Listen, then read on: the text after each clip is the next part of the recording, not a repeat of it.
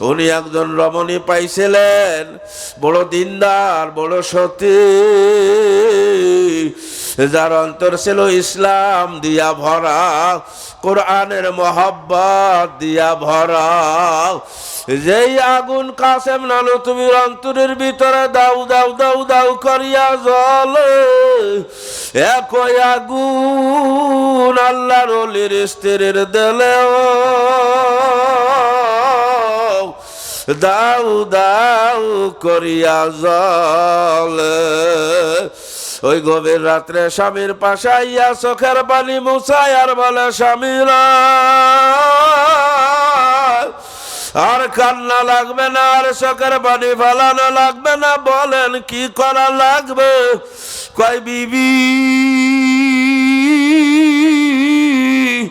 আমি বেতন দিয়া মাদ্রাসার একজন বাবুর্চি রাখবো, সেই ব্যবস্থা আমার মাদ্রাসায় সেই ফান্ড নাই, সেই অ্যাবিলিটি আমার নাই, সেই যোগ্যতা, সেই ক্ষমতা, সেই স্টাবলিশড আমি হইতে পারি নাই। কি করব? রান্নাও তো করা লাগবে। কি রান্না করবে? আমি পড়াবো নাকি আমি বাজার করব নাকি কুলিগিরি করব নাকি রান্না করব? কোন দিকে যাব? ও আল্লাহর বান্দিরা, মা বোন, মা গো মা, আল্লাহর বান্দি বলেন, গো স্বামী আপনার বাবুর্চি নিয়ে টেনশন করা লাগবে না। আল্লাহ আকবার, আমি আজকের থেকে আপনার দারুল উলুমের বাবুর্চি হইয়া গেলাম। আমি রান্না করি, আপনার মাদ্রাসার তালবে ইলমদেরকে খাওয়াবো। বিনিময়ে আমার কোনো বেতন ভাতা কিছুই দেওয়া লাগবে না, আমার কোনো পারিশ্রমিক দেওয়া লাগবে না রে স্বামী। আমার নিয়ে আপনার কোনো টেনশন করা লাগবে না। তাহলে তুমি কি চাও? কি বিনিময় চাও? ওরে আল্লাহর বান্দিরা, ও আল্লাহর বান্দিরা, ওরে মহিলারা রে, চরডাঙ্গিবাসীরা রে, কাসেম নানুতুবির স্ত্রী বলো, গো আমার স্বামী আপনার মাদ্রাসার তালবে ইলম ঘরে বলবেন ওরা যেন আমি মহিলার জন্য একটু দোয়া করিয়া দেয়। আমি বড় পাপী, আমি বড় গুনাহগার।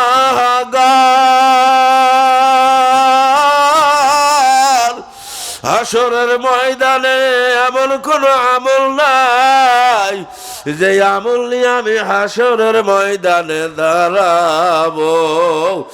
ওই কিয়ামতের ময়দানে আপনার তালবে ইলমদের জন্য সব দরজা খোলা থাকবে।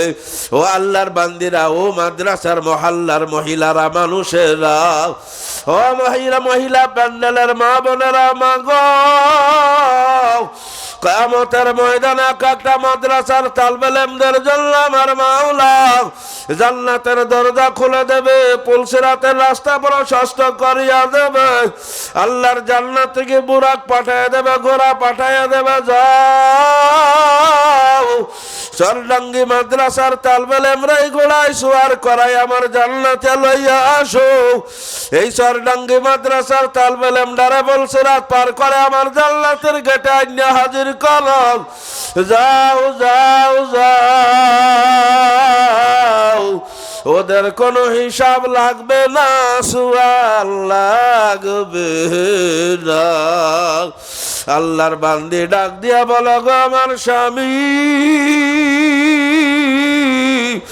আপনার তালবে ইলমদেরকে বলবেন ওরা যেন আমার না নিয়া আমার মাওলার জান্নাতে ঢোকে না। ও আমার মা বোনেরা, মা গো, আল্লাহু আকবার। আজ ওই কাসেম নানুতুবি রহমাতুল্লাহ আলাইহির স্ত্রীর মতন এরকমই আল্লাহু আকবার মহিলা, এরকম গুণী মহিলা হওয়া লাগবে। আজকে থেকে মাদ্রাসার খাদেমা হওয়া লাগবে, তালবে ইলমদেরকে মহব্বত করা লাগবে, কোরআনের জন্য অবদান রাখা লাগবে, ইসলামের জন্য অবদান রাখা লাগবে। কাসেম নানুতুবি রহমাতুল্লাহ আলাইহির মতন এত বড় একজন ওই জামানার শ্রেষ্ঠ আল্লাহর ওলি, সব থেকে বড় আলেম, সব থেকে বড় মুফতি, সব থেকে বড় মুহাদ্দিস, সব থেকে বড় পীর, সব থেকে ওই জামানার বুজুর্গ, তিনি যদি কোরআনের জন্য নিজের অস্তিত্ব বিলীন করিয়া দিয়া দারু আল্লাহ আকবার দেওবান্দের বাজারে কুলিগিরি করে, মানুষের সামান কাঁধে লইয়া মাথায় লইয়া 1 টাকার বিনিময়ে তার বাড়ি পৌঁছাইয়া দেয়, 5 টাকার বিনিময়ে তার বাড়ি পৌঁছাইয়া দেয়, কেন? ওই টাকা দিয়ে মাদ্রাসার এতিমদের তালবেলেমদের বাজার লইয়া মাদ্রাসায় ফেরে। একদিনের ঘটনা আমি দর্শে মুরব্বী আসাতিজা একরামদের কাছে শুনছি, কেউ ডাকে না, 1টা টাকাও কামায় হয় নাই, বাজারের মধ্যে হাউমাউ করে কান্দে, দোকানদাররা বাজার ভাঙ্গিয়া দিয়া সবাই যার যার বাড়ি রওনা করছে। আরে কোনো দোকানদার দোকান খোলা রাখে নাই, বোর্ডিং এর বাজার করতে পারে নাই, এতিমদের বাজার করতে পারে নাই, লিল্লা বোর্ডিং এর বাজার করতে পারে নাই। আফসোসে কলিজা ফাটিয়া যায়, চোখের পানিতে মা বাজারের মাটি ভিজিয়া যায়। আরে তালবেলেমদের মুখে আমি কি খাবার দেব? ওরা যদি না খাইয়া থাকে, এই রিপোর্ট যদি মদিনার রওজা মুবারাকে জমা হয়, আমি কাসেমের বিরুদ্ধে যদি মদিনায় রিপোর্ট যায় মালিক, আমি কাসেম নানুতুবির উপায় কি হবে? হঠাৎ করে জেনের ভিতরে একটা সিদ্ধান্ত আসলো, গরমের মৌসুমে মানুষেরা তরমুজ খেয়ে তরমুজের সিলকা বা খোসা যেটাকে বলা হয় রাস্তার মধ্যে দোলা বালুর মধ্যে ফেলাইয়া ফেলাইয়া যায়। ও আল্লাহর বান্দিরা, দেখো কোরআনের কত মহাব্বত অন্তরের ভিতরে, কোরআনের জন্য কত নিজেকে ফানা করিয়া দেছে। ওই তরমুজের খোসা কুড়াইয়া কুড়াইয়া কুড়াইয়া কুড়াইয়া বস্তার ভিতরে বন্দি করিয়া মাথায় লইয়া কান্দে আর বাসার দিক রওনা হয়। বাড়ির দরজা দিয়া হাজির, দরজায় নক করে, দরজা দরিয়া ধাক্কায় আর কান্দ। আল্লাহর বান্দি দরজা খুলিয়া দেখে স্বামী কান্দে চোখের পানিতে। আল্লাহু আকবার, আমার ঘরের সিঁড়ি ভিজিয়া যায়, অথচ বাজারের বাগাজ অনেক বড়। আরে 1 সপ্তাহ বাজার না করলে বোর্ডিং দিব্যি ভালোভাবে চলিয়া যাবে। আল্লাহর বান্দি কয়, স্বামী কি জন্য কাঁদেন? আজগো বাজার তো অনেকে আনছেন, 1 সপ্তাহ বাজার না গেলেও আর বোর্ডিং এর কোনো বাজারের অভাব হবে না, কেন কাঁদেন? কি ব্যাপার, কারণটা কি? আপনি কি অসুস্থ হইয়া পড়লেন নি? আল্লাহর বান্দা বলেন, গো বিবি, আল্লাহ অসুস্থ হই নাই, মাথায় বড় টেনশন। বাজারের ব্যাগ বড় দেখছো, কিন্তু ওর মধ্যে কোনো বাজার নাই, ঝাল নাই, নুন নাই, তেল নাই, হরিদ নাই, মরিচ নাই, চাউল নাই, ডাউল নাই, কিছুই নাই। ওর মধ্যে আছে কতকগুলি তরমুজের খোসা বা সিলকা। আমি একেবারে খালি হাতে নাইয়া ওইগুলো নিয়ে আসছি। তুমি এক কাম করো, সুন্দর মতন ধুইয়া ওই আগুনে চুলার পরে দিয়ে একটু জ্বালাইয়া সিদ্ধ করিয়া দাও। অন্তত ওই খাবারটা তালবেলে মানি আল্লাহর হাবিবের মেহমান, আল্লাহর রসুলের মেহমানদের সামনে ওই খাবারটা আমি দিয়া মাপ চাইয়া লব। একবারে আল্লাহর নবীর মেহমান করে না খাওয়াইয়া রাখা যাবে না। আল্লাহ ধুইয়া সুন্দর করিয়া চুলার পারে পাতিলের ভিতরে দিয়া আগুন লাগাইয়া দেয়, আর বলে, বিবি তুমি জ্বালা, আমি আমার দপ্তরে খাস কামরায় যাই। আল্লাহর ওলি যাইয়া লাইন লাগাইছে আর শাহজিমের মালিকের সঙ্গে। ওগো আমার মালিক,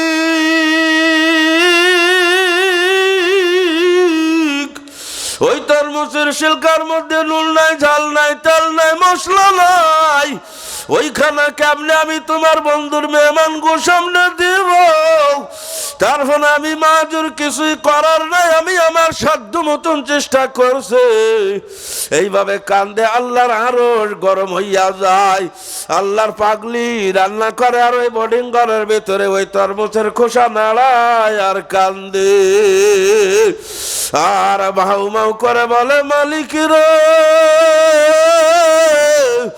এইখানে আমার স্বামী কেমনে তোমার বন্ধুর মেহমান গো সামনে নিয়া হাজির করবে? এইভাবে কান্দে দুই পাগল পাগলির কান্না। আমার মাওলার আরশ খানা গরম। আমার মাওলার কুদরত, আমার মাওলা যে কত বড় মায়ার মাওলা।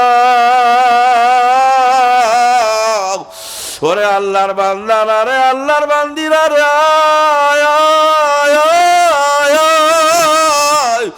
আমার মাওলা বড় দয়ার মাওলা। আমার মাওলা বড় মায়ার মাওলা।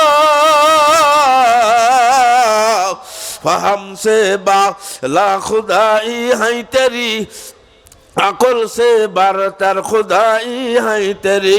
কাউকে রাখো কাউকে মারো, তোমার কুদরত বুঝবে কে?